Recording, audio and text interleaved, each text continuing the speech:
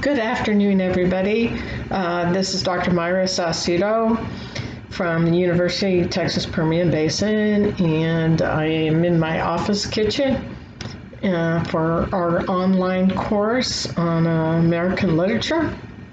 And I've been reading some most impressive discussions going on in the discussion boards and the thoughtful notes. I have probably the greatest number of critical thinkers that I have ever had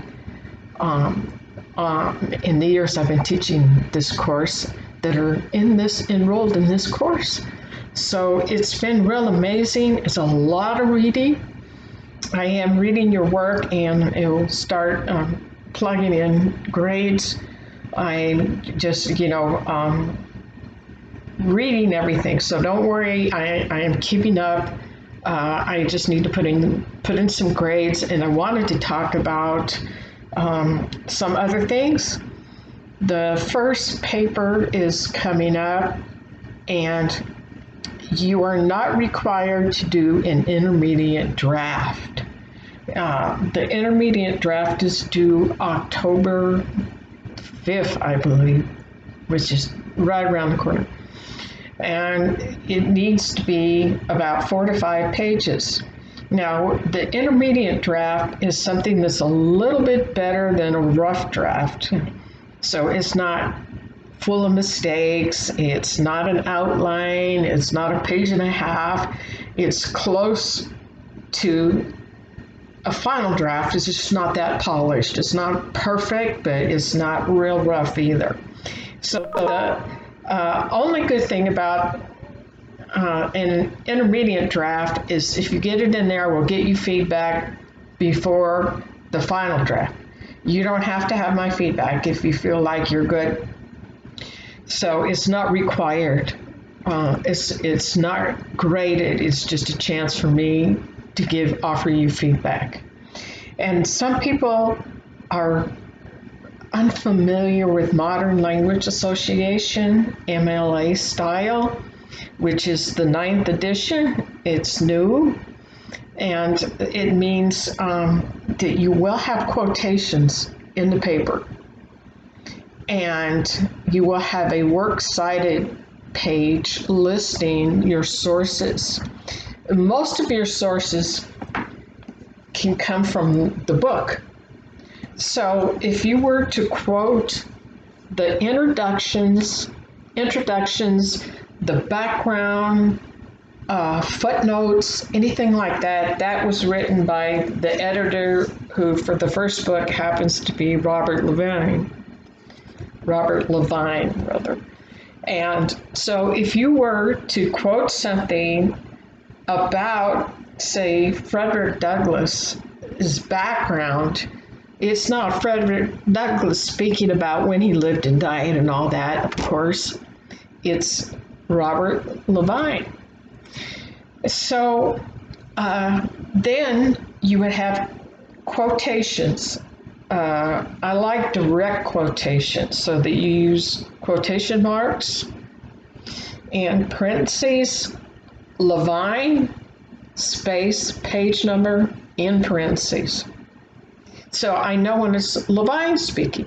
If you take something from the lectures, which you can do, it's Clark Moreland who's speaking. He is another instructor at the university. He's really good at lectures and being entertaining and keeping people engaged. It's just the quiz, questions and answers that I have difficulty with. And so if you were quoting Frederick Douglass out of here, then you would use Douglass in parentheses, space, and a page number in parentheses. That's it. But you've got to have those. Otherwise, it's considered almost, plagiarism, unintentional or not. You have to attribute where you got the information that is not your ideas. If there's somebody else's ideas, please quote them. And you can go outside of the textbook and use academic articles. Do not go to websites and use the History Channel, Ask Jeeves, none of those Save My Essay things. And I have to tell you, there have been some students that have been selling papers to these websites, and the prompts from our courses are up there, and somebody will write an essay for you. And I pretty much know that style of writing, so don't be tempted. Don't wait till the last minute. By the time you read the prompt for the first paper and you see the requirements, you will be able to flesh out 4 pages easy. It needs to be a 4 to 5 page paper, double spaced, font size 12, Times New Roman, and with 1-inch margins all around. Don't forget the double spacing. And you italicize the names of books. If it's just an excerpt from a book, a small section, then it would be in quotation marks. Italicize whole works or books. So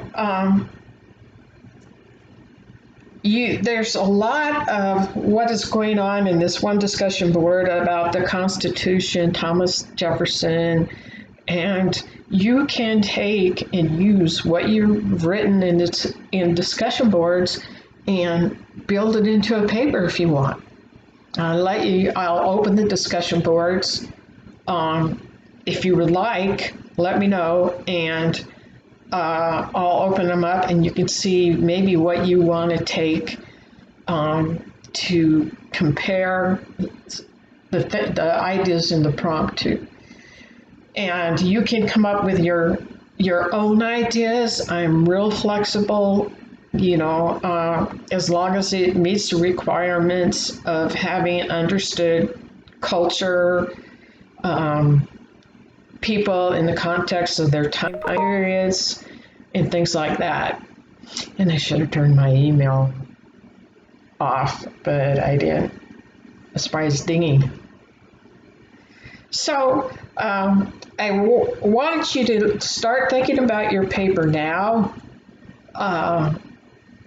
It helps to have another set of eyes on it. If you don't think you'll make it by the October 5th date, you could get somebody in the class to look over your paper, have a family member, a friend, because your mind sees things and you know what you mean, and sometimes it doesn't come out that clear, and somebody else will pick up on that. So we all have people proofread our work. Your mind sees things correctly, and if you read it out loud, you stumble on things and you realize, oops, yeah, that helps too. That's another writer's trick. So I am just amazed by what everybody's coming up with about democracy, and we had checks and balances in place so that the power would not go over to one side or the other. And of course, that's not happening now. There's no compromise going on. Things are not exactly bipartisan, and that's a shame. So, yeah, it makes you think. And also, when you read the slave narratives, you will realize that